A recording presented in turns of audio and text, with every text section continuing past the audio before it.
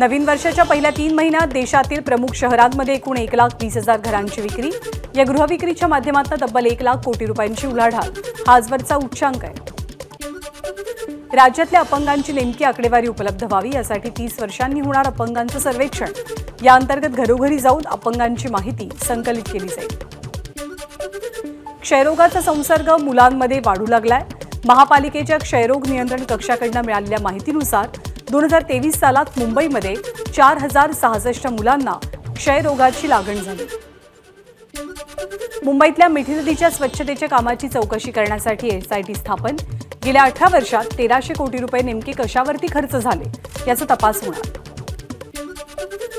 जवाहरलाल नेहरू बंदर प्राधिकरणाला कार्गो हाताळणीच्या नव्या सुविधेद्वारे वार्षिक 164 कोटी रुपयांचा महसूल प्राप्त होणार। या सुविधेसाठी प्राधिकरणाकडून 225 कोटींची गुंतवणूक।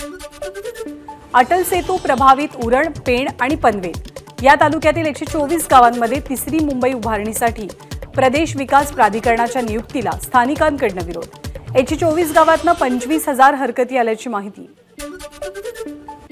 नागपूरमध्ये आजही पावसाच्या सरी। नागपूर, चंद्रपूर, गडचिरोली आणि गोंदियाला हवामान खात्याकडून ऑरेंज अलर्ट। नागपूरमध्ये काल कमाल तापमान 25.8 अंश सेल्सिअस। आठवड्याच्या सुरुवातीला हेच तापमान 41.5 अंशांवर होतं। सलग चौथ्या दिवशी भंडाऱ्यामध्ये पाऊस। संततधार पावसामुळे वातावरणात गारवा तर वीज पडण्याची शक्यता असून नागरिकांनी सतर्क राहावं, हवामान खात्याचं आवाहन। अवकाळी पावसामुळे वर्ध्याच्या हिंगणघाट तालुक्यातील अल्लीपूर शिवारात पिकांचं मोठं नुकसान। टरबूज, डांगर आणि इतर उन्हाळी पिकं जमीनदोस्त झाल्यामुळे शेतकऱ्यांचं लाखोचं नुकसान। जालना जिल्ह्यातील अनेक गावांना अवकाळी आणि गारपिटीचा फटका। द्राक्ष, मोसंबी यासारख्या फळबागांचंही नुकसान। मुंबईमध्ये उन्हाचा पारा वाढला। बोरिवली, मुलुंड, पवई आणि वरळी इथे 32 अंशांपेक्षा अधिक तापमानाची नोंद तर सांताक्रूजचं तापमान 37 अंशांवर। डॉक्टर सुभाष चौधरींनी दुसऱ्यांदा स्वीकारला नागपूर विद्यापीठाच्या कुलगुरू पदाचा पदभार। अनियमिततेचं कारण देत राज्यपालांनी त्यांचं निलंबन केलं होतं, मात्र राज्यपालांचा हा निर्णय न्यायालयाकडून रद्द झाला। भाजपचे राष्ट्रीय अध्यक्ष जे.पी. नड्डा आज गोंदिया जिल्हा दौऱ्यावर। भंडारा गोंदिया लोकसभा क्षेत्रात महायुतीचे उमेदवार सुनील मेंढेंचा प्रचार करणार। देवेंद्र फडणवीसांच्या नागपूर जिल्ह्यात आज 3 सभा। कळमेश्वर, सक्करदरा आणि बजेरियामध्ये प्रचार करणार। मुंबई काँग्रेस अध्यक्ष वर्षा गायकवाड आणि पदाधिकाऱ्यांची आज दिल्लीत बैठक। मुंबईतील जागावाटप आणि नाना पटोलेंच्या भूमिकेसंदर्भात हायकमांडला भेटणार। उद्धव ठाकरे आज पालघर जिल्हा दौऱ्यावर। महाविकास आघाडीच्या उमेदवार भारती कांबडी यांच्या प्रचारासाठी ठाकरेंची बोईसरमध्ये सभा। यावेळी महाविकास आघाडीचे काही प्रमुख नेते हजर असतील। नाशिक शिवसेना जिल्हाप्रमुख अजय बोरस्ते मुख्यमंत्र्यांना आज भेटणार। नाशिक लोकसभा मतदारसंघातील महायुतीचा तिढा कायम असताना बोरस्ते मुख्यमंत्र्यांच्या भेटीला रवाना झाल्यामुळे चर्चांना उधाण। मुख्यमंत्री एकनाथ शिंदे आज नांदेडच्या दौऱ्यावरती। मुख्यमंत्र्यांच्या उपस्थितीत हदगाव इथे कार्यकर्ता संवाद मेळावा। हिंगोली लोकसभेचे उमेदवार बाबूराव कदम यांच्या प्रचारासाठी दौरा। मुख्यमंत्री एकनाथ शिंदे आज यवतमाळमध्ये। लोकसभा निवडणुकीच्या पार्श्वभूमीवरती संध्याकाळी 5 वाजता महायुतीच्या आमदार आणि प्रमुख पदाधिकाऱ्यांची बैठक। लोकसभा निवडणुकीच्या 3ऱ्या टप्प्यातील उमेदवारी अर्ज भरण्यास आजपासून सुरुवात। 3ऱ्या टप्प्यात महाराष्ट्रातल्या 11 मतदारसंघांचा समावेश। रत्नागिरी, सिंधुदुर्ग लोकसभा मतदारसंघात आजपासून उमेदवारी अर्ज दाखल होणार। अर्ज भरण्याचा आजचा पहिला दिवस असूनही महायुतीच्या उमेदवाराची अद्याप घोषणा नाही। महाराष्ट्रामध्ये नकली शिवसेना, नकली राष्ट्रवादी आणि अर्धी काँग्रेस। अमित शहांचा महाविकास आघाडीवरती हल्लाबोल। निवडणुकीनंतर इंडिया आघाडी मतभेदांमुळेच फुटेल। अमित शहांची इंडिया आघाडीवर टीका। महाविकास आघाडी राज्याचा विकास करू शकत नाही, अमित शहांचं वक्तव्य। शरद पवार राज्याचा विकास करू शकले नाहीत। शरद पवारांनी 10 वर्षात महाराष्ट्राला दिलं काय? गृहमंत्री अमित शहांचा मंचावरनं शरद पवारांना सवाल। राहुल गांधींच्या गाडीला केवळ इंजिन आहे, डबे नाहीयेत। इंडिया आघाडीमध्ये सर्वांना वाटतं की आपणच इंजिन। देवेंद्र फडणवीसांची टीका। बहुजन समाजवादी पक्षाच्या अध्यक्षा मायावतींची विदर्भातील 10 उमेदवारांसाठी नागपूरमध्ये एकत्रित सभा, काँग्रेसच्या चुकीच्या नीतीमुळे बसपाची स्थापना केली, मायावतींची टीका. वंचित बहुजन आघाडीची 5वी यादी जाहीर, 5व्या यादीमध्ये 10 उमेदवारांची घोषणा. धाराशिवमधनं भाऊसाहेब आंधळकर यांना उमेदवारी. रायगडमधनं वंचित बहुजन आघाडीच्या वतीनं कुमुदिनी चव्हाण यांच्या नावाची घोषणा. मराठा समाजाचे चव्हाण वंचितकडनं रायगडची लोकसभा निवडणूक लढवतील. बारामती लोकसभा मतदारसंघात विजय शिवतारे सुनेत्रा पवारांना मदत करणार, मुख्यमंत्री एकनाथ शिंदेंची माहिती. तर सुनेत्रा पवारांचाच विजय होईल, शिंदेंचा दावा. सासवडच्या सभेनं विजयावरती शिक्कामोर्तब झालंय. सुनेत्रा पवारांच्या प्रचार सभेत मुख्यमंत्र्यांचं वक्तव्य. स्वार्थासाठी राजकीय आखाडा बदलणारा माणूस आपल्याला नको, मुख्यमंत्री एकनाथ शिंदेंची नाव न घेता रवींद्र धंगेकर आणि वसंत मोरेंवर टीका. विजयराव कुणाच्या मागे लागले की सळो की पळो करून सोडतात, सासवडच्या सभेत अजित पवारांची विजय शिवतारेंवरती टिप्पणी.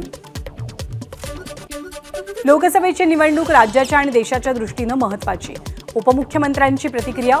निवडणुकीच्या काळात आपल्या पक्षातनं कुणी जाता कामा नये, पवारांचं कार्यकर्त्यांना आवाहन. सासवडमध्ये सुनेत्रा पवारांची प्रचार सभा. तुम्ही दादांसोबतची दुश्मनी पाहिलीत, आता मैत्री पहा, विजय शिवतारेंचं वक्तव्य. लोकहितासाठी आणि महायुतीसाठी बारामती लोकसभा निवडणुकीतनं माघार, विजय शिवतारेंची प्रतिक्रिया.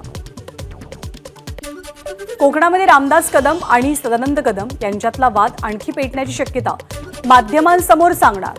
सदानंद कदम यांनी एक पत्रक काढलंय, येत्या 8 दिवसात ते पत्रकार परिषद घेतात.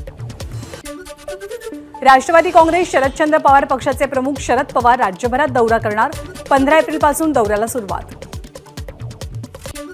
उत्तर मुंबईतनं काँग्रेसचा तेजस्विनी घोसाळकरांना उमेदवारीचा प्रस्ताव दिल्याची माहिती.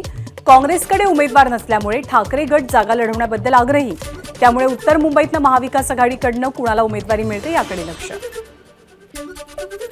भिवंडीमध्ये काँग्रेसच्या ठाणे जिल्हा ग्रामीण पदाधिकाऱ्यांची बैठक, कार्यकर्त्यांकडनं नाराजीचा सूर कायम. भिवंडी लोकसभेसाठी पुन्हा फेरविचार करावा, वरिष्ठ नेत्यांकडे मागणी. यवतमाळमध्ये वंचितचे उमेदवार राजेश बेले यांच्या प्रचारार्थ प्रकाश आंबेडकरांची सभा. काँग्रेस मिंदी झाली आहे, भाजपशी लढा दिला पाहिजे पण तो देत नाहीये, आंबेडकरांची प्रतिक्रिया. धैर्यशील मोहिते पाटलांचा 2 दिवसात शरद पवार पक्षात पक्षप्रवेश होणार. पुणे जिल्ह्याचे भाजपचे माजी अध्यक्ष नामदेव ताकवणे सुद्धा पक्षप्रवेश करतील, शरद पवारांची माहिती. धैर्यशील मोहिते पाटील यांचा भाजपच्या सदस्यत्व पदाचा राजीनामा. गेल्या अनेक दिवसांपासून राजीनाम्याच्या चर्चांना पूर्णविराम. 14 एप्रिलला मोहिते पाटील राष्ट्रवादी शरदचंद्र पवार पक्षात प्रवेश करतील. शाहू महाराजांचा आपण अपमान केलेला नाही, शाहू महाराजांविषयी बोलताना आपला एक शब्द चुकला, पण आपणच थेट वारसदार आहोत, हे शाहू महाराजांनी सिद्ध करावं, संजय मंडलिक यांचं स्पष्टीकरण. आता महाविकास आघाडीचाच गुलाल सोलापूर आणि बारामतीत लागेल, विजयसिंह मोहिते पाटील यांचे बंधू जयसिंग पाटील यांचा निर्धार. विजयसिंह मोहिते पाटलांनी मदतीचा हात पुढे केल्यास माळशिरसमधनं 2 लाखांची लीड मिळवून देणार. लोकसभा त्यांना आणि विधानसभा आम्हाला, असा तोडगा निघू शकतो, उत्तम जानकरांचं वक्तव्य.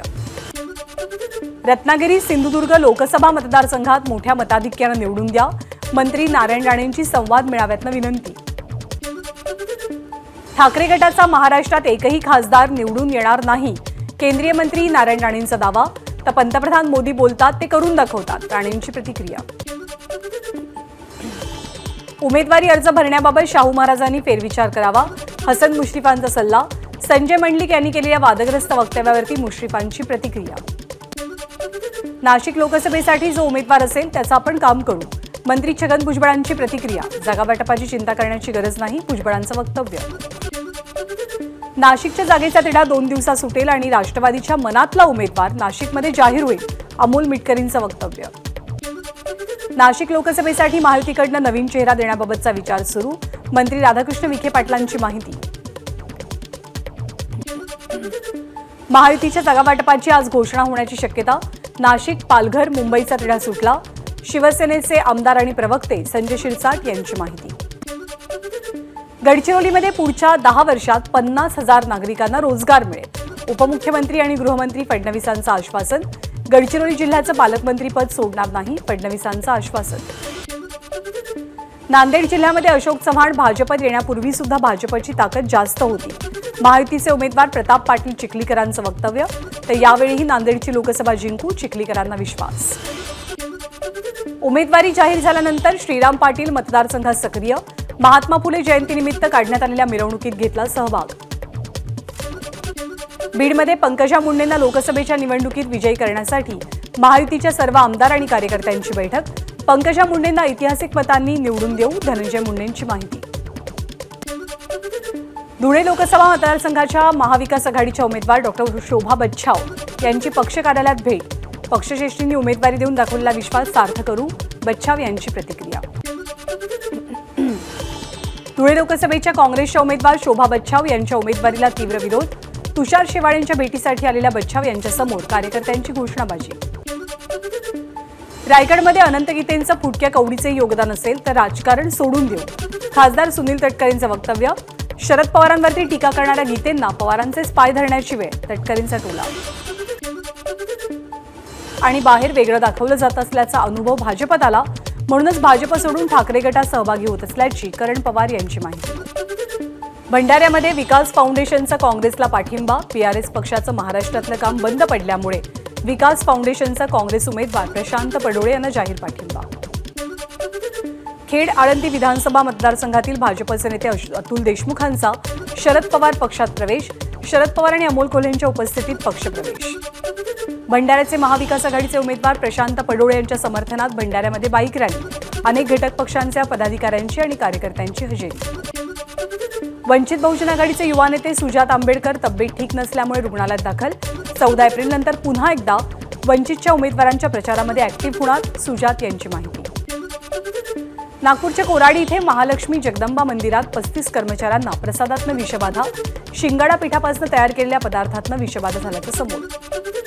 प्रशासन आणि नेते निवडणुकीच्या कामात दंग असल्यामुळे चिपळूणमधल्या पाणी टंचाईवर प्रशासनाचं दुर्लक्ष.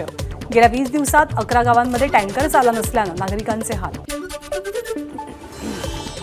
लासलगाव बाजार समितीत आजपासून कांदा लिलाव सुरू. कांदा लिलावात भाग घ्या अन्यथा परवाने रद्द, जिल्हा निबंधकांचे आदेश. लासलगाव येथील संचालक मंडळाच्या बैठकीत लासलगाव बाजार समितीत कांदा लिलाव आजपासून पुन्हा सुरू करण्याचा निर्णय. अहमदनगरमध्ये अनेक गावात दुष्काळाच्या झळा. हातातोंडाशी आलेलं पीक पाण्याभावी सोडून देण्याची वेळ आल्यामुळे शेतकरी चिंतेत. गडचिरोली चिमूर मतदारसंघात 1205 गृहमतदारांचं मतदान. 100 वर्षीय मतदारांच्या गृहमतदानासाठी 3 राज्यांच्या सीमेवरती निवडणूक पथक पोहोचलं. लोकसभा निवडणुकीसाठी मुंबईच्या गोरेगावमध्ये ₹1 1 मतदान असा अनोखा उपक्रम. ठाकरे गटाचे उमेदवार अमोल कीर्तीकर यांच्या निवडणूक अनामत रकमेसाठी गोरेगावकरांचा पुढाकार. मुंब्रा शहरात 18 महिन्यांच्या चिमुकलीची आईवडिलांकडून हत्या. अघोरी कृत्यासाठी हत्या केल्याची माहिती.